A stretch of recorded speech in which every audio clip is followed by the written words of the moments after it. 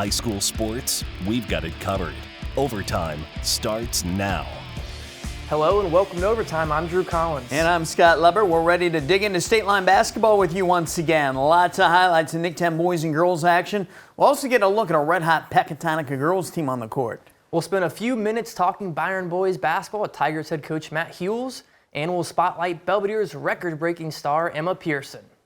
Let's get into those highlights now, starting with the top two teams in the Big Northern Conference boys race, Rock Falls and Rockford Christian. Rock Falls has quietly put together a strong season. The Rockets were 5-1 in conference play coming into this game.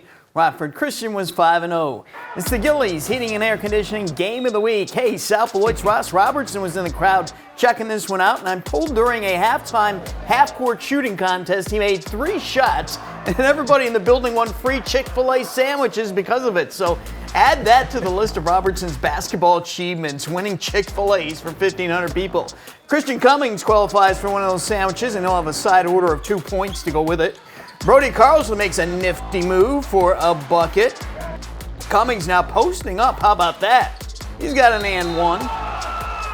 At the other end, senior Wyken Howard going to take it to the hoop with confidence for Rock Falls. Now the inbound pass going to result in a quick bucket for Elijah Doherty. A great play coming up here on both ends by the Royal Lions. Chase Longley blocks the shot. Doherty throws a three-quarter court strike to Carlson, and Coach Johnson's guys were clicking in the third quarter. Cummings going full globetrotter here behind the back to Longley for the lay-in. And then Cummings is going to put the cherry on top of his 37-point night with the dunk.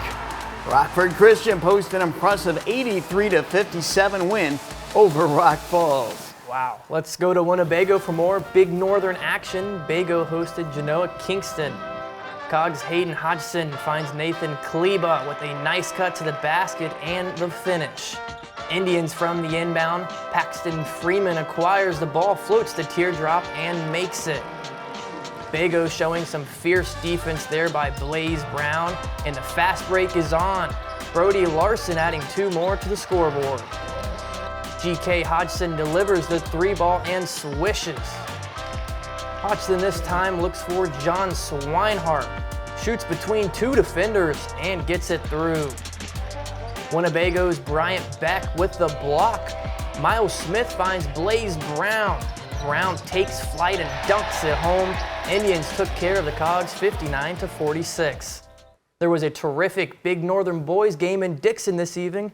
Byron against Dixon. And I can't help but think back to that football game between Byron and Dixon, which you were at last fall in Dixon. That was maybe the best local game of the season.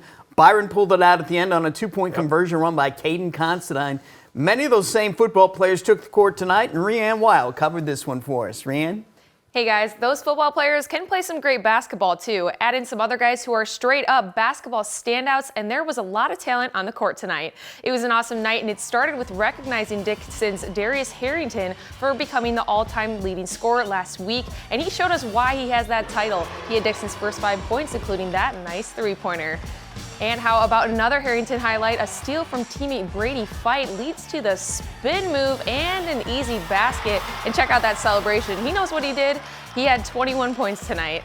Now, let me just say this game would have kept me on the edge of my seat if I had one. It was neck and neck. Here's Byron's Caden Considine, misses the first shot, gets his own rebound, battles a couple defenders, and gets it in. Great effort there.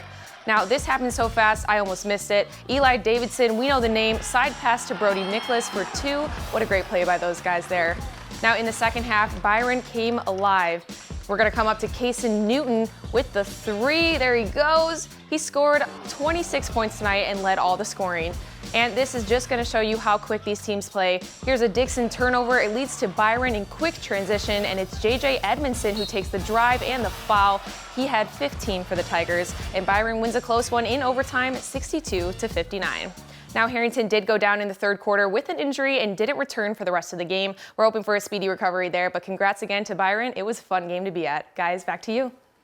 Thank you, Reanne. Our next Big Northern game had Oregon taking on Rockford Lutheran. Oregon big man Tucker O'Brien sets a soft pick here and then rolls and scores. Mason Keller gets active on defense for the Satyrs here. There he is with the steal.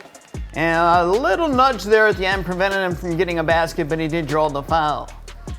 Keller again here going to get the feed and tries again. That time he does get the basket plus the free throw. Kate Gerton showing off his shooting stroke for the Hawks. How about that? Kate's psyched. Keller says, hey, I spy Richard Anderson cutting to the basket. And then this time Anderson will be the facilitator. He makes a great dish to Joey Luna. Luna scores it. Keaton Salisbury at the other end will knock down a jumper for the Hawks. Luna will come right back with another bucket for the Satyrs on the lay-in there, but Oregon defeated Lutheran 73-69. I'll tell you what, that guy, Oregon head coach Jarrett Reynolds, is doing one heck of a job with that Oregon program. Before we do anything else, we need to reveal the winner of our Overtime Athlete of the Week contest. On Monday, we announced our 4 finalists. Athlete of the Week is brought to you by McCloskey, Kessler, and Associates. Our finalists were Byron's Cason Newton, Forreston's Kendall Erdman, Auburn's Olivia Brown, and Rockford Lutheran's Mason Keller. We gave you all this week to cast your vote. And the winner is Byron's Cason Newton. Out of nearly 5,000 votes, he received 71% of them. So Byron's Tiger Nation really stepped up for their guy. Congratulations to Cason Newton, our Athlete of the Week. And congratulations to all of our finalists. We have to get some Nickton boys and girls highlights later in the show, plus the Pecatonica girls facing Durham. Up next, though, I'm going to sit down with Byron boys coach Matt Hules to discuss his Tigers who just got that big win in Dixon. You're watching Overtime.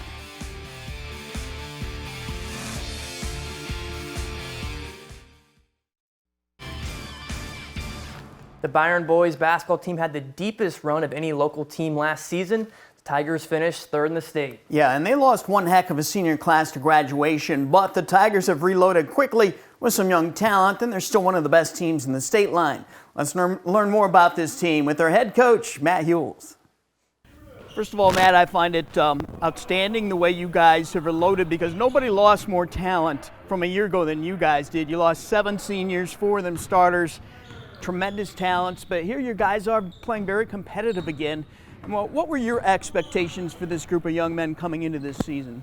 Yeah, I knew we had the 2 kids coming back in Cason and Caden who had played a lot of minutes for us the last 2 years, both being up as freshmen, but you just never know all the kids that we were bringing back that are juniors now seniors, and then some of the other kids, we didn't know how that was going to kind of take shape, and I thought it's taken shape pretty well. It's a real close-knit group. Our seniors, Riley Kessler, Hunter Haas are really good behind the scenes of making sure that we're focused at practice and energy guys, and we're all going in the right direction of being as successful as we can on the court.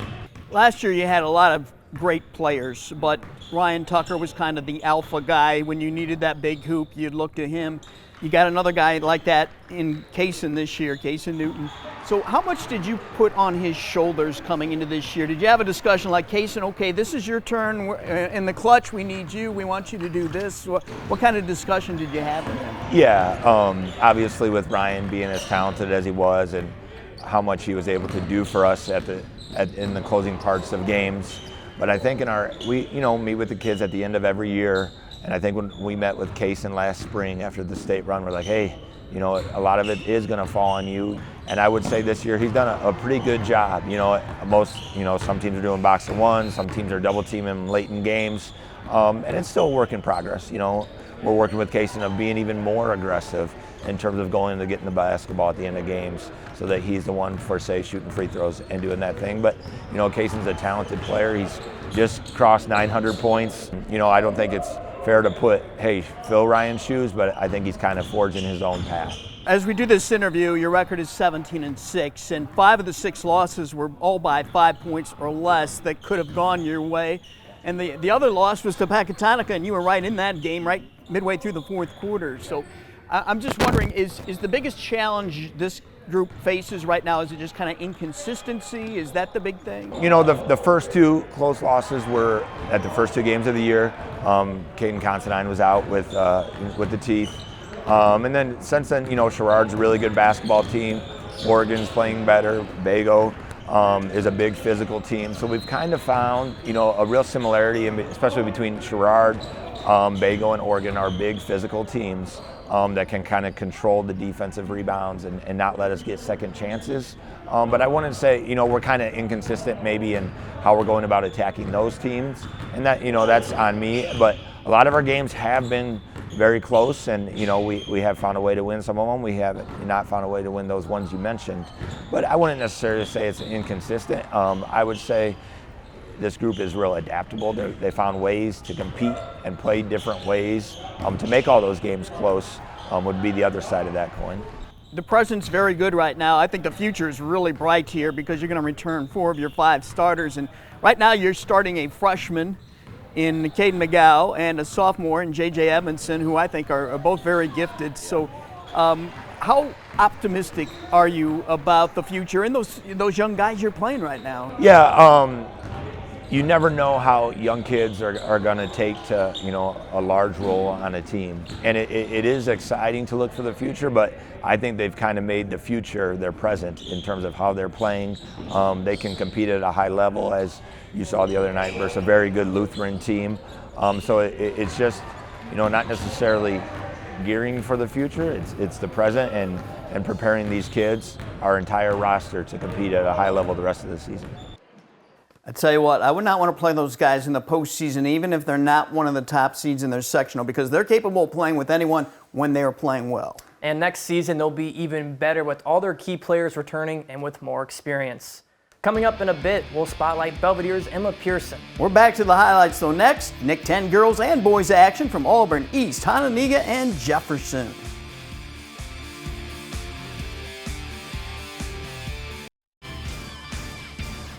In early January, the Auburn and Jefferson boys battled through 2 overtimes before Auburn prevailed on a putback basket at the buzzer by Tazir Henderson. But who would there be another nail-biter tonight in the rematch at Auburn? Auburn was shorthanded. Amir Danforth missed this game with an injury.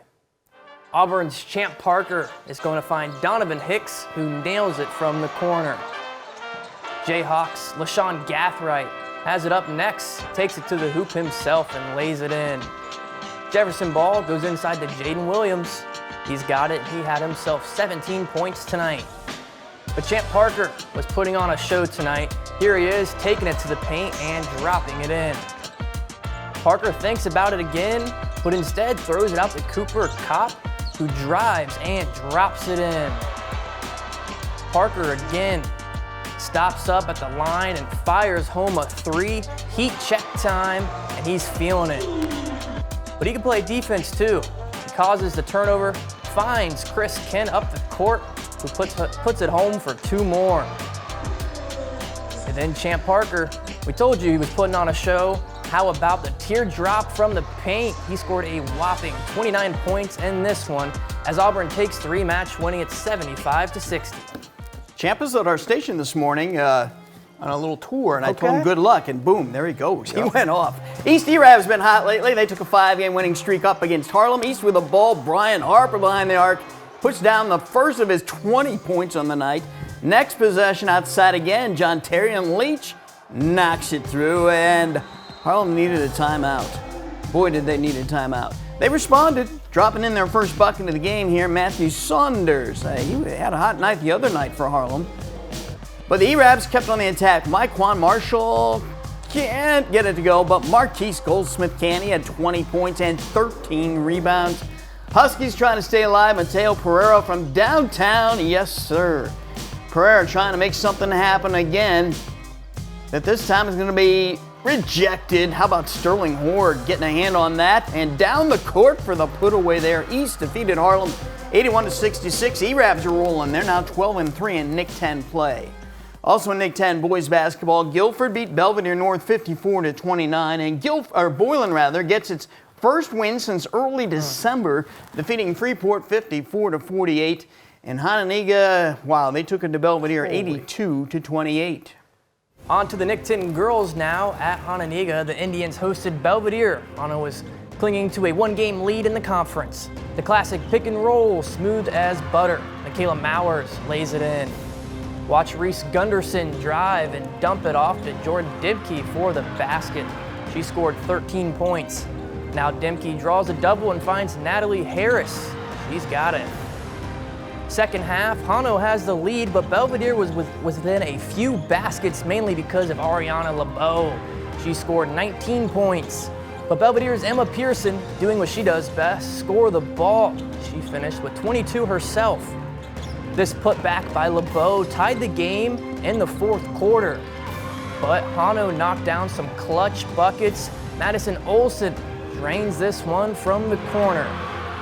And Ainsley Hughes puts the nail in the coffin. She led Hano with 16 points. Hano hangs on 62-55. At Jefferson, the Jayhawks hosted Auburn. Love this. Great intro there by Olivia Brown. Destiny Robinson pushing the pace for Auburn, but Abby Brasher says not this time. The big swat there by Abby. Sophomore Alana Moorhead was knocking down shots for the Jayhawks. The three there. Destiny Robinson comes right back with 3 for Auburn. Bracious going to maneuver into the lane here off the dribble, the pull-up, and the basket. And then it's Moorhead again, dropping another 3. The Lady Knights will come back. They'll go inside to Olivia Brown for the high percentage shot. Auburn defeated Jefferson 58-40.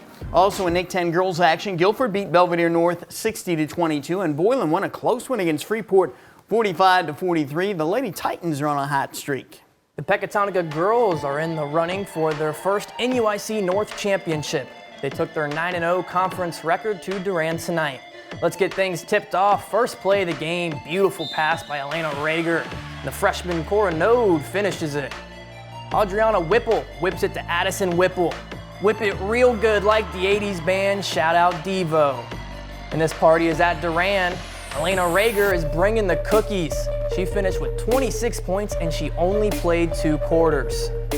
Full court pass, Riley Alexander snags it, tosses it underneath the Cora Node.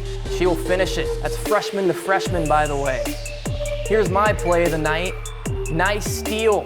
And watch this Euro step by Rager. So smooth, so textbook. Let's just see it one more time. One last play here. This time the senior Peyton Thomas with the bucket. Peck dominated 63-10. Let's take another break. When we return, we'll have our Spotlight feature story. She's a young lady who has success in every sport she tries, especially basketball. Belvedere's Emma Pearson.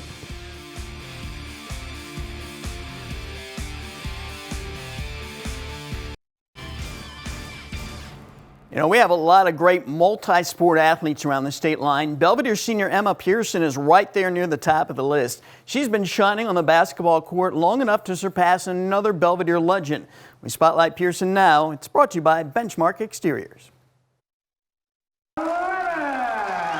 Amanda Levins was a generational talent on the basketball court for Belvedere in the mid-90s. She was a 3-time All-State player. She went on to star in college at Old Dominion and then Arizona State. Now she's the head coach of the women's basketball team at the University of Nevada. Now there's another generational talent playing ball for Belvedere, Emma Pearson. She's already broken many of Levin's biggest records. Most points scored in a game, 41. Most points scored in a season. And most points in a career, more than 2,100 and counting. It's always great to break a school record. But how does it make you feel to know you broke an Amanda Levins record or multiple Amanda Levins records? It makes me feel really accomplished and just proud, I guess, of myself and all the hard work that I have done pay off. Pearson breaking Levins records didn't happen by accident. She's been driven to break them since the first day she walked into Belvedere High School and saw the records board up on the wall outside the gymnasium. Freshman year, she came in, the first day of school, she came home and I said, "Hey, how was school?" And she goes, "Mom, there's this board on the outside of the gym with all these numbers and basketball." Pearson told her parents she was going to break those records. She had to overcome some challenges. For starters, Belvedere wasn't doing well in girls basketball when she arrived at the school. Then there were other challenges. Her freshman year, she was only 5'3", 105 pounds. She was tiny. Her sophomore year, she got injured. But there's one thing Pearson has always had working in her favor, her competitive drive. Whenever I come to watch your games, from start to finish, your face is always all business. Yep. You're just so focused, you want it so bad. Yeah. To kind of describe what's going on inside of you during a game. I just really want it. It's just something I've always want to do is win. I'll try and smile every once in a while before games, but then as soon as you start warming up, it's just like game face. She have that will to win. She want to win so bad. She's very competitive. Like if we play any kind of board games, even at home, everything is win, baby, win. And Pearson doesn't just excel at basketball. She has also been first-team all-conference in track and field and first-team all-conference in golf. This past fall, she was the Nick 10's MVP in golf, leading Belvedere to its first conference championship in that sport. She is so talented at golf and basketball that she plans to compete in both sports in college at NCAA Division II Minnesota Crookston. So are you a golfer who excels at basketball, or are you a basketball player who excels at golf? I honestly don't know. I think it might be basketball player who excels in golf. I think, maybe. I don't really know. It shouldn't be a surprise that sports are a big part of Pearson's life. Her mother starred in track and field and volleyball at Dakota High School as Brenda Fox. Her dad was on Dakota's basketball team that went to state in 1993. They encouraged Emma to experience lots of sports at a young age, starting with gymnastics, then basketball and golf. They've been a huge part, also providing me with extra trainings or like camps, those opportunities for me. It's a big thing. Do you remember a time when you weren't interested in sports? No, not at all. Pearson, like Amanda Levins, is a generational talent at Belvedere, an athlete and a young woman who has done remarkable things. Her name will be all over this record board when she graduates. She, to us, is a visible witness of she made it happen. So she's writing her own story. And when Emma moves on to college, another Pearson will be ready to carry the torch for Belvedere because her younger sister, Ella, she is currently a freshman. And she's also outstanding at both basketball and golf. We'll be right back. That does it for this episode of Overtime. We're going to go play Devo's Whip It Good. Have a good night and enjoy your weekend.